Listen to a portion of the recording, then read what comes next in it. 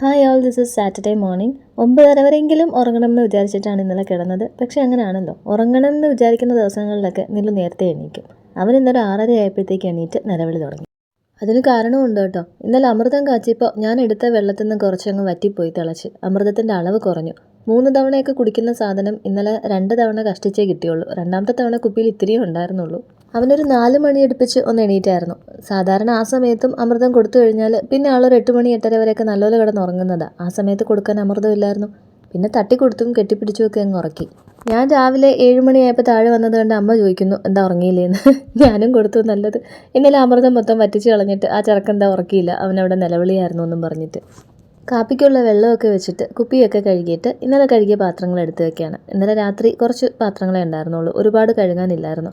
കാരണം ഞങ്ങളൊക്കെ ഇന്നലെ ഒരു 8 മണിയായപ്പോഴേ ചോറ് കഴിച്ചു. ചോറൊക്കെ കഴിച്ച് പാത്രമൊക്കെ കഴുകി ഒതുക്കി അലനുള്ള ചപ്പാത്തിയും കറിയും മാത്രം എടുത്ത് വെളിയിൽ വെച്ചിട്ടാണ് ഞങ്ങൾ ഇന്നലെ പുറത്തോട്ട് പോയി ഇരുന്നത്. സേറമോളൊന്ന് വീണായിരുന്നു കേട്ടോ, കുക്കുവിൻ്റെ സൈക്കിളും ചവിട്ടിയിട്ട്. ഇച്ചിരി പെയിൻ്റൊക്കെ അവിടെ ഇവിടെയും പോയിട്ടുണ്ട്. വീണത് മെനഞ്ഞാന്നാണ്. ഇന്നലെയൊക്കെ ആൾക്ക് തീരെ വയ്യായിരുന്നു. ഇന്നാണ് ഒന്ന് ഉഷാറായത്. കുറച്ചു നേരം അവിടെ ഇരുന്നിട്ട് ഇങ്ങ് പോരുന്നു. തിരിച്ചെത്തിയപ്പോഴത്തേക്ക് 10:30 ആയി കേട്ടോ. അപ്പോഴേക്ക് കഴുകി വെച്ച പാത്രങ്ങളൊക്കെ ഉണങ്ങിയിരുന്നു. അതൊക്കെ രാത്രി തന്നെ പറക്കി വെക്കാൻ പറ്റി. പിന്നെ ഈ റാക്കിൽ ലാസ്റ്റായിട്ട് കഴിച്ച പ്ലേറ്റ്സ് മാത്രമേ ഉണ്ടായിരുന്നുള്ളൂ. ഞാൻ ആദ്യമായിട്ട് സൈക്കിളിൽ നിന്ന് വീഴുന്നത് ഒരു 3rd സ്റ്റാൻഡേർഡൊക്കെ പഠിക്കുമ്പോൾ തന്നെയാണ് കേട്ടോ, സെറയുടെ അതേ ഏജിൽ. അന്നിവിടെ സൈക്കിൾ വാടകയ്ക്ക് കൊടുക്കും 2 രൂപയ്ക്ക്. ചെറിയ സൈക്കിൾ 2 രൂപ കൊടുത്താൽ നമുക്ക് 1 മണിക്കൂർ ചവിട്ടാം. അങ്ങനെ കൊച്ചുപ്പയുടെ കയ്യിൽ നിന്ന് ചില്ലറയൊക്കെ അടിച്ചു മാറ്റി ഞങ്ങൾ പോയി സൈക്കിൾ എടുക്കും. സൈക്കിൾ എടുത്തിട്ട് അന്ന് ഈ ബ്രേക്കിൻ്റെ പരിപാടിയൊക്കെ എങ്ങനെയെന്ന് എനിക്കറിയത്തില്ലായിരുന്നു. എന്നെ കൈ പിടിച്ച് ഒരാളെ സൈക്കിൾ ചവിട്ടൊക്കെ പഠിപ്പിച്ചിട്ടുണ്ടായിരുന്നു. പിന്നെ അതിന് സൈഡ് വീലും ഉള്ളതുകൊണ്ട് നമുക്കധികം പ്രശ്നമില്ലല്ലോ, ചവിട്ടി അങ്ങ് പോയാൽ മതിയല്ലോ. ഒന്ന് കൈ തെളിഞ്ഞപ്പോഴത്തേക്ക് ഇവിടുത്തെ ഇറക്കത്തിൽ, ഞാൻ മുമ്പ് പറഞ്ഞിട്ടുണ്ടല്ലോ നമ്മുടെ വീട്ടിൻ്റെ പുറകിൽ കൊല്ലം തോടാണ്, ആ കായലുവാരത്തേക്കുള്ള റോഡിൽ ഞാൻ കുറച്ച് സ്പീഡിൽ അങ്ങ് ചവിട്ടി. ബ്രേക്ക് പിടിച്ച് നോക്കിയപ്പോഴാണ് അങ്ങനെ ഒരു സാധനം അതിൽ വർക്ക് ചെയ്യുന്നില്ല എന്ന് ഞാൻ അറിഞ്ഞത്. നേരെ താഴെ കായലുവാരമാണ്. നേരെ കൊണ്ടങ്ങ് ഇറക്കി. സൈക്കിള് നേരെ താഴത്തോട്ടും ഞാൻ അവിടെ നിന്നൊരു മരത്തെ തൂങ്ങി കിടക്കുകയും ചെയ്തു. മരം ഞാൻ കണ്ടിരുന്നു. വീഴുമ്പോൾ അതിൽ പിടിച്ച് കിടക്കണം എന്നും ചിന്തിച്ചിരുന്നു. ഇവിടെ പണ്ട് ഞാൻ ട്യൂഷന് വരുന്നുണ്ടായിരുന്നു എന്ന് പറഞ്ഞിട്ടില്ലേ, അപ്പോൾ ഇവിടെ ക്ലിൻറ്റു ക്ലെവിൻ എന്ന് പറഞ്ഞ് 2 ചേട്ടന്മാരുണ്ടായിരുന്നു. അതിലെ മൂത്ത ചേട്ടൻ കോളേജ് എങ്ങാണ്ട് കഴിഞ്ഞ് നടന്നു വരുമായിരുന്നു. ആ ചേട്ടൻ ഓടി വന്ന് മരത്തിൽ നിന്ന് എന്നെ പിടിച്ച് ഇപ്പുറത്ത് റോഡിലേക്ക് ഇറക്കി. ഞാൻ കിടക്കുന്ന മരത്തിൻ്റെ നേരെ താഴെ കായലുവാരമാണ്. ഒരു 10-28 സ്റ്റെപ്പ് താഴോട്ട് കെട്ടിയിട്ടുണ്ട് ഇറങ്ങി പോകാനായിട്ട്. സ്റ്റെപ്പിൻ്റെ ഭാഗത്തുമല്ല, അതിൻ്റെ ഇപ്പുറത്തായിട്ടാണ് ഞാൻ വീണത്. താഴെ ഒരു വീടുണ്ട്. ഞാൻ വീണിരുന്നെങ്കിൽ നേരെ താഴെ ആ വീട്ടിൻ്റെ തിണ്ണയിൽ പോയി വീണേനെ. ആ സൈഡിലും കായലിൻ്റെ അപ്പുറത്തെ സൈഡിലുമായിട്ട് കായലോരത്ത് ഇങ്ങനെ കുറച്ച് വീടുകളൊക്കെ ഉണ്ടായിരുന്നു. ഓടിട്ട വീടുകളും അത്യാവശ്യം വാർപ്പ് വീടുകൾ വരെ ഉണ്ടായിരുന്നു. അതാണ് കൊല്ലം തോടിൻ്റെ വികസനം എന്നും പറഞ്ഞ് എല്ലാവരും പൊളിച്ചു കളഞ്ഞത്. ആ ചേട്ടൻ ഇങ്ങനെ റോഡിൻ്റെ വക്കത്തു നിന്ന് എന്നെ വട്ടം പിടിച്ച് റോഡിലേക്ക് ഇറക്കിയതും വേറെ 2 ചേട്ടന്മാർ, അതിലെ ചേട്ടന്മാരല്ല അങ്കിൾമാർ, അതിലെ വന്നിട്ട് പറഞ്ഞു, എന്തായാലും ബുദ്ധിയുള്ള കൊച്ചാ, അല്ലെങ്കിൽ ഇപ്പം നേരെ താഴെ പോയേനെന്ന്. എന്നിട്ട് അവർ പോയ സൈക്കിളും എടുത്തു വന്നു. സൈക്കിളിന് പിന്നെ മൊത്തത്തിലെ കേടുപാടുകളായതുകൊണ്ട് തിരിച്ചു കൊടുത്തപ്പോഴത്തേക്ക് കടയുടെ ഓണർ അതിന് പറ്റിയ കേടുപാടുകളൊന്നും ശ്രദ്ധിച്ചില്ല. അങ്ങനെ അവർ ശ്രദ്ധിക്കാറുമില്ല. ഒരുപാട് സൈക്കിൾ കൂട്ടിയിട്ടിരിക്കുന്നിടത്തോട്ട് ഞാൻ ഇതും കൊണ്ടിട്ടിട്ട് 2 രൂപയും കൊടുത്ത് വീട്ടിലോട്ട് വന്നു. ആ സമയത്തേക്ക് ഇതുപോലെ കൊച്ചുവപ്പയും വഴക്ക് പറയും, വാടക സൈക്കിൾ എടുത്ത് ഇങ്ങനെ ചവിട്ടുന്നതിന്. റോഡിലൂടെ അന്ന് വലിയ വണ്ടികളൊന്നും ഇല്ല, എന്നാലും ഇപ്പോഴത്തെ പോലെ 2-3 പ്രൈവറ്റ് ബസ്സൊക്കെ ഓടുന്നുണ്ടായിരുന്നു. ഇനിയിപ്പോൾ വീണ കാര്യം വീട്ടിൽ പറഞ്ഞിട്ട് വേണം ഇനി സൈക്കിൾ എടുക്കാൻ സമ്മതിക്കാതിരിക്കാൻ. അതുകൊണ്ട് ആരോടും പറഞ്ഞില്ല. വെള്ളത്തിൽ കളിക്കാൻ ഭയങ്കര ഇഷ്ടമാട്ടോ നിലുവിന്. അമ്മ തുണി എഴുതുന്നതിൻ്റെ ഇടയിൽ പോയി ശല്യപ്പെടുത്തിക്കൊണ്ടിരിക്കുകയായിരുന്നു. സോപ്പിട്ട് വെച്ച തുണിയെടുത്ത് സോപ്പിടാത്ത തുണിയുടെ കൂടെ ഇടുകയും തിരിച്ചിടുകയൊക്കെ ചെയ്യുന്നു. അമ്മ വഴക്ക് പറയുമ്പോൾ ഇവൻ്റെ ഒരു ഡയലോഗുണ്ട്, നിലു പാവമല്ലേന്ന്. നിലു എന്നല്ല കേട്ടോ, അവനെ തന്നെ വിളിക്കുന്നത് നീനു എന്നാണ്. അതൊരു പുതിയ പേരായിട്ട് ഇനി തിരിഞ്ഞു വരുമെന്നാണ് തോന്നുന്നത്. ഇപ്പോഴതാ കേട്ടോ പറയുന്നത്, നിമ്മല്ല നീനു പാവമല്ലേന്ന്. വഴക്ക് പറയുന്നേനാ. കുക്കു സാറ് പിന്നെ സാറ്റർഡേ ആയതുകൊണ്ട് രാവിലത്തെ പാലുകൂടി കഴിഞ്ഞിട്ട് ഫോണുമായിട്ട് ഇരിപ്പുണ്ട്. സാറ്റർഡേസ് 3 hours ഉണ്ടല്ലോ, അതുകൊണ്ട് രാവിലെയും കുറച്ച് കാണാം, വൈകുന്നേരം കുറച്ച് കാണാം. ഇന്ന് ബ്രേക്ക്ഫാസ്റ്റിന് ദോശയാണ് കേട്ടോ. ബാക്കി ഇരുന്ന അപ്പമാവിൻ്റെ കൂടെയാണ് അമ്മ എന്തോ ആട്ടി ചേർത്തത്. അപ്പോൾ ഞാനിത് അപ്പം പോലെ വരില്ലേ, ടേസ്റ്റ് അങ്ങനെ ആവില്ലേ എന്നൊക്കെ പറഞ്ഞപ്പോഴത്തേക്ക് പറഞ്ഞു, ഇല്ല അതൊന്നും വരില്ല, ദോശയായിട്ട് ചുട്ടാൽ മതിയെന്ന്. ആദ്യത്തെ ദോശ ഇച്ചിരി ഞാൻ ഉള്ളി വായി വെച്ച് നോക്കിയായിരുന്നു. വലിയ വ്യത്യാസമൊന്നുമില്ല കേട്ടോ, ദോശ ടേസ്റ്റ് ചെയ്യുന്ന പോലെ തന്നെയാണ് ഇരിക്കുന്നത്. എൻ്റെ 2ാമത്തെ വീഴ്ച ഞാൻ 6ാം ക്ലാസ്സിൽ പഠിക്കുമ്പോഴാണ്. എനിക്ക് ഓർമ്മയുള്ള എൻ്റെ 2ാമത്തെ വീഴ്ച സൈക്കിളിൽ നിന്ന്. ഗാർഡനിലായിരുന്നു ഞാൻ ട്യൂഷന് പോയിക്കൊണ്ടിരുന്നത്. ഇരവിപുരത്തുള്ളവർക്കറിയാം. പ്രിൻസിപ്പൽ സ്ഥാനത്ത് കണ്ണാടി സാറാണ്. കണ്ണാടി സാറ് താമസിച്ച് ചെന്നാൽ അടിക്കും. അവിടെ ഗേറ്റിൻ്റെ അടുത്ത് നിൽക്കും. എന്നിട്ട് നമ്മൾ താമസിച്ച് ചെല്ലുമ്പോൾ നല്ല അടി തരും. പിന്നെ അതുപോലെ തന്നെ മുടങ്ങിയാൽ അറ്റൻഡൻസ് എടുക്കാൻ മാത്രം സാറ് വരും കേട്ടോ. ബാക്കി സാറന്മാരൊക്കെ വന്ന് പഠിപ്പിക്കും. എല്ലാവരും അന്ന് PSC കോച്ചിങ്ങിനൊക്കെ പോകുന്ന ആൾക്കാരാണ്. സ്കൂളിൽ നിന്ന് നമുക്ക് നോട്ട്സൊന്നും കിട്ടാത്തതുകൊണ്ട് തന്നെ ടൈം ടേബിൾ അനുസരിച്ച് ഓരോ ദിവസവും രാവിലെയും വൈകിട്ടും ഓരോ ക്ലാസ്സാണ്. രാവിലെ ഒരു സബ്ജക്റ്റ്, വൈകിട്ട് ഒരു സബ്ജക്റ്റ്. അങ്ങനെ ഈ ക്ലാസ് എടുക്കുന്നതിൻ്റെ ഇടയിൽ കണ്ണാടി സാറ് വരും അറ്റൻഡൻസ് ബുക്കുമായിട്ട്. ഇങ്ങനെ പേരുകൾ വിളിച്ചുകൊണ്ടിരിക്കും. എന്നിട്ട് ഇടയ്ക്ക് ഇന്നലെ ആബ്സെൻ്റ് ആയവരുടെ പേര് പറയുമ്പോൾ പൊങ്ങ് എന്നൊരു പറച്ചിലുണ്ട്. അപ്പോൾ നമ്മൾ എണീറ്റ് നിൽക്കണം. പിന്നെ വടിയും കൊണ്ട് വന്ന് എന്താ വരാഞ്ഞതെന്ന് കാര്യം പറയുന്നതിന് മുമ്പ് അടി കയ്യിൽ വീഴും കേട്ടോ. പിന്നെ സാറിന് ഒരു നിർബന്ധം കൂടെ ഉണ്ട്. രാവിലെ ട്യൂട്ടോറിയലിൽ വരുന്നതിന് മുമ്പ് എല്ലാവരും കുളിച്ചേച്ചും വരണം. ഞങ്ങളൊക്കെ രാവിലെ എണീറ്റ് പൈപ്പിൻ്റെ ചോട്ടിൽ നിന്ന് മുടിയൊന്ന് നനച്ചിട്ട് അങ്ങ് ചെല്ലാറാണ് പതിവ്. അന്ന് ഇതുപോലെ മുടിയൊക്കെ നനച്ചിട്ട് ഇറങ്ങിയപ്പോൾ എൻ്റെ സൈക്കിള് പഞ്ചർ. അപ്പോൾ ലിജിച്ചേട്ടൻ കൊച്ചുപ്പായുടെ അടുത്ത് കേബിളിൻ്റെ വർക്കിന് നിൽക്കുക. ലിജിച്ചേട്ടൻ്റെ സൈക്കിൾ അവിടെ ഇരിപ്പുണ്ട്. അതിൽ ബ്രേക്ക് പിടിക്കത്തില്ല എന്നുള്ളത് എനിക്കറിയത്തില്ല. ഈ ആൺപിള്ളേർക്ക് ബ്രേക്കൊന്നും ഇല്ലെങ്കിൽ അവരത് ചവിട്ടിക്കൊണ്ട് നടന്നോളുമല്ലോ. ഞാൻ നല്ല സ്പീഡിൽ വെച്ച് കത്തിച്ചങ്ങ് ചവിട്ടി. ആ ഇറക്കത്തിന് തൊട്ട് മുമ്പ് എനിക്ക് മനസ്സിലായി ബ്രേക്ക് പിടിക്കത്തില്ല എന്ന്. അവിടെ കണ്ടൊരു പോസ്റ്റിലേക്ക് ഞാൻ നേരെ കൊണ്ടുവച്ച് ഇടിച്ചു. എവിടെയെങ്കിലും തട്ടി നിൽക്കണമല്ലോ. അന്നത്തെ പോലെ പിടിച്ചു തൂങ്ങിക്കിടക്കാൻ കാലുവാരത്തും മരവും ഒന്നും ഞാൻ കണ്ടില്ല. അങ്ങനെ പോസ്റ്റിൽ ഇടിച്ച് നിർത്തി. ഇവന് ഭക്ഷണം കൊടുത്തുകൊണ്ടിരുന്നപ്പോൾ അവിടെ 2 കാറ്റർപില്ലേഴ്സ് ഉണ്ടായിരുന്നു കേട്ടോ. അതിനെ ഇവൻ കല്ലെടുത്തൊക്കെ എറിയും. അപ്പോൾ ഞാനത് കാറ്റർപില്ലറിന് എങ്ങനെ പറഞ്ഞു കൊടുക്കുക? ഞാനത് ബട്ടർഫ്ലൈ ആണെന്ന് തന്നെ പറഞ്ഞു കൊടുത്തു. ബട്ടർഫ്ലൈക്ക് ആൾ പപ്പപ്പൈ എന്ന് പറയുമെന്ന് ഞാൻ പറഞ്ഞിട്ടുണ്ടല്ലോ. അത് ഭയങ്കര ഇഷ്ടമാണ്. അതുകൊണ്ട് അതിനെ ഒന്നും ചെയ്യില്ല. ബാക്കി എന്ത് സാധനങ്ങളെ കണ്ടാലും ചെരുപ്പൊക്കെ എടുത്തു പോയി അടിച്ചു കൊല്ലും. അമ്മ തുണി വിരിക്കാൻ പോയ സമയത്താണ് ഞാൻ അവന് ഭക്ഷണം കൊടുത്തത്. വേണ്ടേ, ഇതാണ് സാധനം. ഇവിടെ 2 എണ്ണം ഉണ്ടായിരുന്നു. ഒന്ന് ഇവിടെയും ഒന്ന് ഇലേൻ്റെ അടിയിലും. പിന്നെ ഒരെണ്ണം കുറച്ച് അപ്പുറത്തായിട്ട് ഞാൻ പിന്നെ കണ്ടു കേട്ടോ. അട്ടേനെ തൊടുമ്പോൾ അത് വളയുന്ന കാണാൻ എനിക്ക് ഭയങ്കര ഇഷ്ടമാണ്. വള എന്ന് പറഞ്ഞിട്ട് അട്ട വളയുന്നില്ല.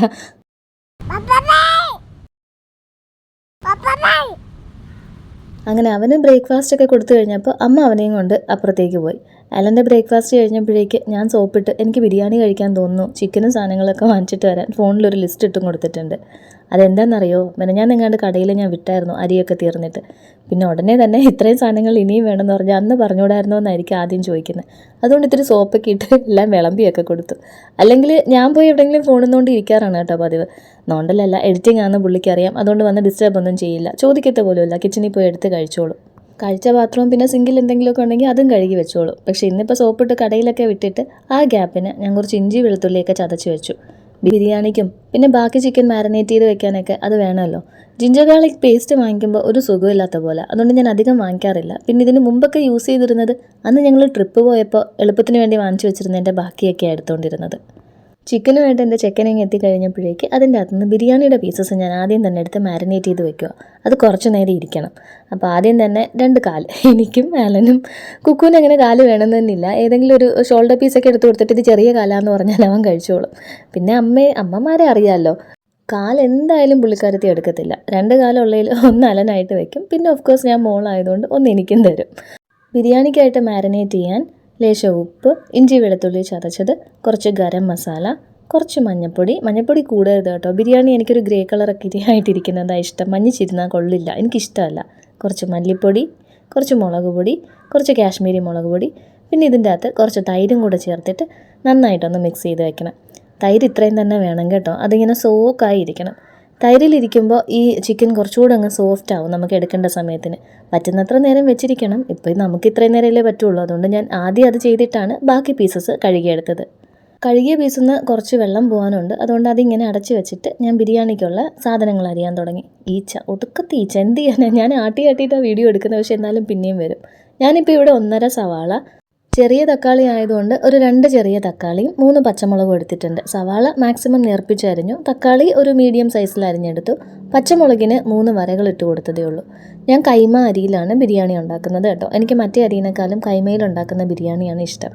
ഞങ്ങൾ മാത്രമാണെങ്കിൽ 1 ഗ്ലാസ് എടുത്താൽ കറക്റ്റാണ്. ഇതിപ്പോൾ അമ്മയും കൂടെ ഉള്ളതുകൊണ്ട് ഞാൻ 1 ഗ്ലാസും പിന്നെ ഒരു 1/4 ഗ്ലാസും കൂടെ എടുത്തിട്ടുണ്ട്. അതൊരു 2-3 വെള്ളത്തിൽ കഴുകി കുറച്ച് വെള്ളം ഒഴിച്ച് കുതിരാൻ വെച്ചിട്ടുണ്ട്. സാധാരണ ഞാൻ കുതിരാൻ വെക്കാറൊന്നുമില്ല. ഇതിപ്പോൾ നമുക്ക് സമയമുള്ളതുകൊണ്ട് ഇത്തിരി നേരം കൂടെ ആ ചിക്കൻ മാരിനേറ്റ് ചെയ്തിരിക്കണമല്ലോ എന്നോർത്ത് കുറച്ച് നേരം അവിടെ വെച്ചതാണ്. ഞാൻ കുക്കറിലാട്ടോ ബിരിയാണി വയ്ക്കുന്നത്. ആദ്യം ഇട്ട് കൊടുത്തത് ഒരു സ്ലൈസ് ബട്ടറാണ്. പിന്നെ നെയ്യ് കുറവായിരുന്നു, എന്നാലും ഉള്ള നെയ്യ് തട്ടിയിട്ടിട്ട് സൺഫ്ലവർ ഓയിൽ ഒഴിച്ചു കൊടുത്തു. ഒരു കഷ്ണം പട്ട, 2-3 ഗ്രാമ്പു, പിന്നെ ഈ ഒരു തക്കോലം. പിന്നെ ഇതിൻ്റെ അകത്തോട്ട് ഞാൻ കുറച്ച് മുഴുവൻ കുരുമുളകും കുറച്ച് പെരുംജീരകവും കുറച്ച് സാദാ ജീരകവും കൂടെ ചേർക്കുന്നുണ്ട്. ഇതെല്ലാം ഒന്നിങ്ങനെ പൊട്ടിയൊക്കെ വരുന്ന സമയത്ത് നമുക്ക് അരിഞ്ഞു വെച്ചിരിക്കുന്ന സവാള ഇതിൻ്റെ അകത്തേക്ക് ഇട്ട് കൊടുക്കാം. സവാളയാണ് നല്ലപോലെ വഴന്ന് വരേണ്ടത്, അല്ലെങ്കിൽ ബിരിയാണിക്ക് ഒരു പച്ച രുചി വരും. സവാളയുടെ സൈഡ്സൊക്കെ ഒന്ന് ബ്രൗൺ ആവണം, അത്ര നേരം വഴറ്റണം. ഇത്തിരി ഉപ്പിട്ട് കൊടുത്ത് വഴറ്റിയാൽ സവാള പെട്ടെന്ന് വഴന്ന് വരും. ആ സ്പാറ്റുള കൊണ്ട് അതൊന്ന് കുത്തിയൊക്കെ ഉടച്ചിട്ട് അതൊന്ന് വഴന്ന് വരുന്ന സമയം കൊണ്ട് ബാക്കി ചിക്കൻ മാരിനേറ്റ് ചെയ്ത് വെക്കാമെന്ന് കരുതി. ഇതെല്ലാം ഞാൻ ഇങ്ങനെ തന്നെയാണ് കേട്ടോ മാരിനേറ്റ് ചെയ്ത് വെക്കുന്നത്. ഇഞ്ചി വെളുത്തുള്ളി ചതച്ചതിൻ്റെ ബാക്കിയെല്ലാം ഇതിലേക്ക് ഇട്ടിട്ടുണ്ട്. ഉപ്പ്, മഞ്ഞൾപ്പൊടി, പിന്നെ ഇത്തിരി ഗരം മസാല, മുളക് പൊടി, കാശ്മീരി മുളക് പൊടി, പിന്നെ ചിക്കൻ മസാല കുറച്ചിരിപ്പുണ്ടായിരുന്നു കേട്ടോ. അതിരുന്നത് മൊത്തം ഞാൻ എൻ്റെ അകത്തേക്ക് തട്ടിയിട്ടു. കുറച്ചേ ഉണ്ടായിരുന്നുള്ളൂ, ഉള്ളതിരിക്കട്ടെ എന്ന് കരുതി. പെപ്പർ പൗഡർ ഞാൻ പേരിന് വേണ്ടിയിട്ടേ ഇട്ടിട്ടുള്ളൂ. കാരണം ഇതിൻ്റെ അകത്ത് നിന്ന് ചിലപ്പോൾ ഞാൻ കറിയാക്കും, പൊരിക്കുകയും ചെയ്യും. അപ്പോൾ പൊരിക്കാൻ എടുക്കുന്ന ഒരു ടപ്പർ വെയറിലതിൽ മാത്രം കുറച്ചുകൂടെ അഡീഷണൽ പെപ്പർ പൗഡർ പിന്നെ ഇട്ട് കൊടുത്താൽ മതിയല്ലോ. അപ്പോൾ ഇങ്ങനെ എടുത്ത് വെച്ച് കഴിഞ്ഞാൽ മൺഡേ ട്യൂസ്ഡേ വെനസ്ഡേയിലെ കാര്യം ഓക്കെ ആയി. എന്താ സൺഡേ പറയാഞ്ഞെന്നല്ലേ, നാളെ ഞങ്ങൾ ആലൻ്റെ വീട്ടിലേക്ക് പോവുകയാണ്. ഡാഡിയുടെ ബർത്ത്ഡേ ആണ്, 70th ബർത്ത്ഡേ. അങ്ങനെ അത് 3 ടപ്പർ വെയറിലാക്കി അടച്ചൊക്കെ വെച്ചു. ഇതിൻ്റെ അകത്ത് ഏറ്റവും ആദ്യം എടുക്കാനുള്ളത് ഞാൻ താഴെ പാല് വെക്കുന്ന ആ ഡ്രോയർ പോലത്തെ ചില്ലറിലും ബാക്കി 2 ഞാൻ ഫ്രീസറിലും കയറ്റും. എടുക്കേണ്ട ദിവസത്തിന് തലേന്ന് മാത്രമേ ഞാൻ ഓരോന്ന് ഫ്രീസറിൽ നിറക്കത്തുള്ളൂ. ചിക്കൻ ഇങ്ങനെ വെക്കുന്നതാണ് കേട്ടോ നല്ലത്. വെള്ളം ഒഴിച്ചൊക്കെ മുമ്പ് ഞാൻ വെക്കാറുണ്ടായിരുന്നു. പക്ഷേ ഇത്തിരി മസാല പുരട്ടിയിരുന്നാൽ നമ്മൾ കറിയൊക്കെ വെക്കുമ്പോൾ ചിക്കന് നല്ല കളറായിരിക്കും. ഉദ്ദേശിച്ച പോലെ ചിക്കൻ വഴന്നു വന്നു. അതിലേക്ക് 3 പച്ചമുളകും 2 വറ്റൽമുളകും കൂടി ഇട്ട് നന്നായിട്ട് ഇളക്കിയിട്ട് പൊടികളായിട്ട് ഇതിൽ ബിരിയാണി മസാല മാത്രമേ ചേർക്കുന്നുള്ളൂ. ബാക്കി മാരിനേറ്റ് ചെയ്ത് വെച്ചതിൽ മല്ലിപ്പൊടി മുളക് പൊടിയൊക്കെ ഉണ്ടല്ലോ. 1 സ്പൂൺ നിറച്ച് ബിരിയാണി മസാല ഇട്ട് നന്നായിട്ടൊന്ന് മുരിച്ച് ആ പച്ചമുളകൊക്കെ ഒന്ന് മാറുമ്പോൾ അതിലേക്ക് തക്കാളി ആഡ് ചെയ്ത് കൊടുക്കാം. തക്കാളി ഒന്ന് കുത്തി ഉടച്ച് ഒന്ന് വേവുമ്പോൾ ഒരിച്ചിരി വെന്താൽ മതി. നമ്മളിതെല്ലാം കൂടി ഒരു വിസിലടിക്കാനാണ് പ്ലാൻ. ഇനി ഇതിലേക്ക് മാരിനേറ്റ് ചെയ്ത് വെച്ച ചിക്കനും കൂടി ഇട്ട് കൊടുക്കാം. ഇനി തീ ഒന്ന് ഹൈ ഫ്ലെയിമിലാക്കിയിട്ട് ഒരു 3 തൊട്ട് 4 മിനിറ്റ് വരെ നന്നായിട്ട് ഇളക്കിക്കൊണ്ടിരിക്കണം കേട്ടോ. ഇതെല്ലാം ഒന്ന് മൊരിഞ്ഞ് വരണം, അല്ലെങ്കിൽ ബിരിയാണിയിലെ ചിക്കൻ വെളുത്തിരിക്കും. ഒന്ന് ഓർക്കണം, ചിക്കൻ്റെ കൂടെയാണ് ഇഞ്ചി വെളുത്തുള്ളിയാണ് പെട്ടെന്ന് അടിയിൽ പിടിക്കുന്നത്. അതുകൊണ്ട് കൈ എടുക്കാതെ തന്നെ നന്നായിട്ട് ഇളക്കിക്കൊണ്ടിരിക്കണം. അതൊന്നൊരു പരുവമായാൽ നമുക്കിതിലേക്ക് അരി ഇട്ട് കൊടുക്കാം. വെള്ളം ഊറ്റിക്കളഞ്ഞിട്ടാണ് ഞാൻ അരി ഇട്ട് കൊടുക്കുന്നത്. ഇനി ഇതിലേക്ക് വെള്ളം ഒഴിക്കുമ്പോൾ 1 ഗ്ലാസ് അരിക്ക് 1.25 വരെ പോകണമെന്നില്ല. 1 ഗ്ലാസും 1/2 ഗ്ലാസ് കൂടുതൽ വെള്ളവും 1 ഗ്ലാസ് അരിക്കായിട്ട് എടുത്തിട്ടുണ്ട്. പിന്നെ എടുത്ത 1/4 ഗ്ലാസ് അരിക്ക് ഞാനൊരു 1/2 ഗ്ലാസ് കൂടുതൽ വെള്ളവും കൂടെ എടുത്തിട്ടുണ്ട്. അരി സോക്കായി കിടക്കണം, അരി താഴെ കിടക്കണം കേട്ടോ. നന്നായിട്ട് മിക്സ് ചെയ്തിട്ട് ഇതിലേക്ക് പുഴുങ്ങേണ്ട മുട്ട, ഇത് തോടോടുകൂടി പച്ചമുട്ടയാണ് കേട്ടോ ഞാൻ വെച്ച് കൊടുത്തത്. അതിൽ ഒരുമിച്ചങ്ങ് ആവുമല്ലോ. പിന്നെ കുറച്ച് ഉപ്പും കൂടി ഇട്ട് കൊടുക്കണം. വെള്ളം അത്ര ഇരിക്കുന്നതല്ലേ. ഉപ്പും ഇട്ട് കൊടുത്ത് 1 നാരങ്ങയുടെ പകുതി നീരും പിഴിഞ്ഞൊഴിച്ച് കഴിഞ്ഞാൽ അതവിടെ നിന്ന് വേവും. ഒരു മീഡിയം ടു ഹൈ ഫ്ലെയിമിൽ അതൊരു 5 മിനിറ്റ് വെച്ചിരിക്കണം കേട്ടോ. 5 മിനിറ്റ് കഴിഞ്ഞ് കഴിഞ്ഞാൽ ആ വിസിൽ വരാൻ തുടങ്ങുന്ന പാകമൊക്കെ ആവുന്നു എന്ന് തോന്നുമ്പോൾ ഹൈ ഫ്ലെയിമിൽ വെച്ച് ഒറ്റ വിസിലടിച്ചെടുത്താൽ മതി. നിങ്ങളുടെ അരിയുടെ കണക്കിരിക്കും. ഞാൻ നേരത്തെ പറഞ്ഞ പോലെ ചോറ് വയ്ക്കുന്ന പോലെ തന്നെ ഇത് depends on the rice we use. എൻ്റെ മുഴുവൻ പ്രോസസ്സും ഒരു 12-13 മിനിറ്റിനകത്ത് കഴിയും. പിന്നെ ഹൈ ഫ്ലെയിമിലോട്ട് ആക്കിയിട്ട് ഞാനൊരു ഒറ്റ വിസിലും കൂടെ അടിക്കും. അപ്പോൾ അതിൻ്റെ ഇടയ്ക്ക് തന്നെ ഞാൻ സാലഡും റെഡിയാക്കി. ഹാഫ് കുക്കുംബർ, ഇത്തിരി ക്യാരറ്റ്, ഹാഫ് സവാള, 2 പച്ചമുളക്, ആ വലുതിൻ്റെ കൂടെ ഒരു കുഞ്ഞതും കൂടെ ഉണ്ടായിരുന്നു കേട്ടോ. അതെല്ലാം കൂടെ അരിഞ്ഞിട്ട് അതിലേക്ക് ഉപ്പും തൈരും ഇട്ട് കുഴച്ചു. പപ്പടവും കൂടെ കാച്ചി. അത് അടയ്ക്കുന്നതിന് മുമ്പൊന്ന് വീശിയതാണ് കേട്ടോ, ഈച്ച വന്നിട്ടല്ല. ബിരിയാണി വിസിലായി. ഞാൻ ഓഫ് ചെയ്ത് വെള്ളത്തിൻ്റെ അടിയിലോട്ട് എടുത്ത് വെച്ചിട്ടുണ്ട്. ബിരിയാണി കഴിച്ച് കഴിയുമ്പോൾ കുടിക്കാനായിട്ട് ഒരു ആപ്പിൾ ജ്യൂസും കൂടെ ഉണ്ടാക്കുന്നുണ്ട്. ആപ്പിൾ പ്ലെയിനായിട്ട് ജ്യൂസ് ഉണ്ടാക്കിയാൽ വളരെ ബ്ലാൻഡ് ആയിട്ടിരിക്കും. അതുകൊണ്ട് ആപ്പിൾ അത് അരിച്ച് പിഴിഞ്ഞെടുത്തിട്ട് അതിലേക്ക് ഞാൻ ലൈമും കൂടി ഇട്ട് കുറച്ച് ഷുഗറും ഉപ്പും ഒക്കെ ചേർത്തിട്ടാണ് ജ്യൂസ് ഉണ്ടാക്കിയെടുക്കുന്നത്. ഇനി സൈക്കിളിൽ നിന്നുള്ള എൻ്റെ 3ാമത്തെ വീഴ്ച, ഞാൻ ഇതുപോലെ തന്നെ ഇങ്ങനൊരു ഇറക്കം, ഇവിടെ 2-3 ഇറക്കമുണ്ട് കേട്ടോ. കായൽവാരത്തോട്ട് കയറി കഴിഞ്ഞാൽ നമുക്ക് ഇരവിപുരം ജംഗ്ഷനിലോട്ട് പോകാൻ പറ്റും. അതും രാവിലെ ട്യൂഷന് പോകാൻ നേരത്താണ് കേട്ടോ. കണ്ണമ്മോൻ്റെ തലോട്ടപ്പൻ, കൊച്ചുപ്പയുടെ കുമ്പാരി, പുള്ളിയും ബാക്കിൽ ഒരാളെയും കൂടി ഇരുത്തിയിട്ട് അവിടുന്ന് ബൈക്കിൽ വരുന്നുണ്ടായിരുന്നു. ബൈക്ക് ഹോൺ അടിച്ചതുമില്ല. ഞാൻ ഇവിടുന്ന് ഇറങ്ങി വളഞ്ഞപ്പോൾ ബെല്ലടിച്ചിട്ടും ഇല്ലായിരുന്നു. ഞാൻ തെറിച്ച് താഴെ പോയി. സൈക്കിളിൻ്റെ പുറത്തൂടെ ബൈക്ക് കയറി ഇറങ്ങിയിട്ട് 2 വീലും നമ്മൾ ഈ ചില പപ്പടത്തിന് പകരം പൊരിക്കുന്ന ചക്രമില്ലേ, അത് എണ്ണയിലിട്ട് കഴിഞ്ഞാൽ എങ്ങനെ ഇരിക്കും, അതുമാതിരി വളഞ്ഞിരിപ്പുണ്ടായിരുന്നു. ബിരിയാണിക്ക് നമ്മൾ ഒഴിക്കുന്ന വെള്ളമൊക്കെ കറക്റ്റ് പാകമാണെങ്കിൽ ഇതുപോലെ അടിയിലൊന്നും പിടിക്കാതെ കിട്ടും. പിന്നെ എനിക്കും ആദ്യം അടിയിൽ പിടിക്കുമായിരുന്നു, കുഴഞ്ഞിരിക്കുമായിരുന്നു. ഞാൻ ചെയ്താണ് ഇത് ശരിയായത് കേട്ടോ. ബിരിയാണി ഹോട്ട് പോട്ടിലേക്ക് മാറ്റിയിട്ട് മുട്ടയൊക്കെ പൊളിച്ചിട്ടു. അതിൻ്റെ പുറത്ത് ഗാർണിഷ് ചെയ്യാനായിട്ട് കുറച്ച് മല്ലിയില അരിഞ്ഞിട്ടു. പിന്നെ നട്ട്സൊക്കെ ഇട്ടു. നട്ട്സെല്ലാം മുന്തിരി ഇത്തിരി കരിഞ്ഞു പോയിട്ടുണ്ട്. ഞാൻ ഇടയ്ക്ക് എന്തിനോ പുറത്തോട്ട് പോയിട്ട് വന്നപ്പോഴത്തേക്ക് അത് വിട്ടുപോയായിരുന്നു. നിലുവിന് അമ്മ ലില്ലിയംസിൻ്റെ വീട്ടിൽ നിന്ന് ചോറൊക്കെ കൊടുത്ത് അവനെ ഉറക്കിയായിരുന്നു കേട്ടോ. അതുകൊണ്ട് അമ്മ ഇന്ന് ഫ്രീ ആണ്. കുക്കു സാറിന് പിന്നെ ചോറൊക്കെ വാരി കൊടുക്കണമെങ്കിലും ബിരിയാണിയൊക്കെ ആണെങ്കിൽ ഇഷ്ടമാണ് കേട്ടോ, തനിയെ കഴിച്ചോളും. എനിക്കും ഇപ്പം ചെയ്ത് പുറത്തുനിന്ന് ബിരിയാണി വാങ്ങി കഴിക്കുന്നത് ഇഷ്ടമല്ല. അതിലും ഇഷ്ടമാണ് എൻ്റെ ബിരിയാണി, ഞാൻ ഉണ്ടാക്കുന്ന ബിരിയാണി.